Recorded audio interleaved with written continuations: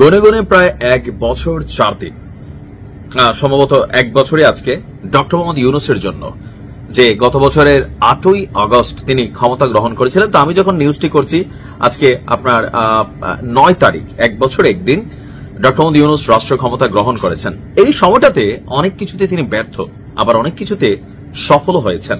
আমার কাছে মনে হয় যে কিছু কিছু কর্মকাণ্ড যেটা ডক্টর ইউনূস করতে পারছে, সামহাও এই কর্মকাণ্ডগুলো এই মুহূর্তে বিভিন্ন এলাকা, জাতি, গোষ্ঠী, মানুষের জন্য অনেক পজিটিভ একটা রেজাল্ট নিয়ে আসবে। যেমন উল্লেখযোগ্য, আমার আজকে নিউজটার আগে আবারও বলি, যে কোনো ব্যক্তিকে গ্রেপ্তার করা হলে বা যে কোনো বাহিনী তুলে নিলে 12 ঘন্টার মধ্যে তার পরিবারকে জানাইতে হবে।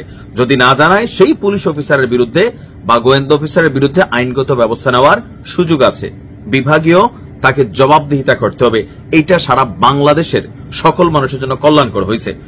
কথা বলছি পার্বত্য চট্টগ্রাম নিয়ে। ব্যাপক আলোচনা আছে এই এলাকায়, এবং কি আমরা সেখানে দেখেছি যে আপনার সেনাবাহিনীও বিভিন্ন জায়গায় খুব বেশি সফলতা রাখতে পারে না। বিজিবি অসহায়, লোকাল পিপল বিভিন্ন জায়গায় অসহায়, কারণ এই অঞ্চলটা এতটা বিশাল আর পথগুলো এতটা দুর্গম যে সেখানে সরকারের পক্ষ থেকে নজরদারি করা, এমনকি বিভিন্ন পর্যায়ে সিসি ক্যামেরা লাগালেও সেগুলো থাকে না, ফোনের নেটওয়ার্ক থাকে না, টাওয়ার ভাঙা নিয়ে যায়, বিভিন্ন কর্মকাণ্ড চলে। তবে এবার যুগান্তকারী একটা পদক্ষেপ নিয়েছে সরকার। চাইলে ওই এলাকার নজরদারি বন্ধ করতে পারবে না সন্ত্রাসীরা। আমার মনে হয় এই প্রযুক্তিকে ব্যবহার করে গহীন অরণ্যে, বনে, জঙ্গলে নজরদারি রাখতে হবে, কারণ পার্বত্য চট্টগ্রাম বরাবরই ঝুঁকির মুখে থাকা একটা আপনার লোকালয়। পাহাড়ি শিক্ষার্থীদের ই লার্নিং এবং আধুনিক শিক্ষার সুযোগে আগামী 6 মাসের মধ্যে সরকার ক্ষমতা থেকে যাবার আগে পার্বত্য চট্টগ্রাম অঞ্চলের 100টি বিদ্যালয়ে স্টারলিংক স্যাটেলাইট ইন্টারনেট সংযোগ চালু করতে যাচ্ছে। পার্বত্য চট্টগ্রাম বিষয়ক উপদেষ্টা সুপ্রদীপ চাকমা বলছেন, এই উদ্যোগে পাহাড়ি অঞ্চলের শিক্ষার ক্ষেত্রে প্রযুক্তি নির্ভর এক নতুন যুগের সূচনা হবে। দুর্গম এলাকার শিক্ষার্থীরা অনলাইনে শহরের অভিজ্ঞ শিক্ষকদের পাঠ গ্রহণ করতে পারবে, যা শিক্ষার মানে সমতা আনবে, এমনকি শিক্ষার্থীদেরকে, আমজনতাকে প্রযুক্তি খাতে যথেষ্ট দক্ষ করবে, যা ভবিষ্যতে সেখানকার আয় উপার্জন, জীবনযাত্রা, সমাজ ব্যবস্থাকে পরিবর্তন করতে সহায়ক হবে। আর আমার কাছে মনে হয় যে পার্বত্য অঞ্চলে এই আপনার এখানে বেশ কিছু বড় বড় প্রতিষ্ঠান আছে, লাইক প্রকৌশল কলেজ আছে, নার্সিং কলেজ আছে, হোটেল আছে, অনাথালয় আছে, ছাত্রাবাস আছে।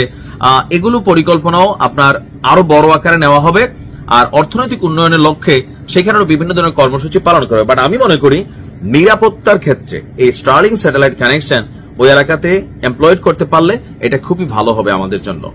কারণ সেখানে আমরা বিভিন্ন সময় দেখছি যে রাতের পরে নাকি, আমি শোনা কথা, পার্বত্য এলাকার অনেকের সাথে পরিচয় আছে, যে সন্ধ্যার পরে আসলে সেনাবাহিনীও খুব বেশি আপনার টহলে থাকেন না, অথবা সিকিউরিটি ইস্যুগুলোতে যে নিরাপত্তা বাহিনীর সদস্যরা আছেন তারা ইনসিকিউর ফিল করেন।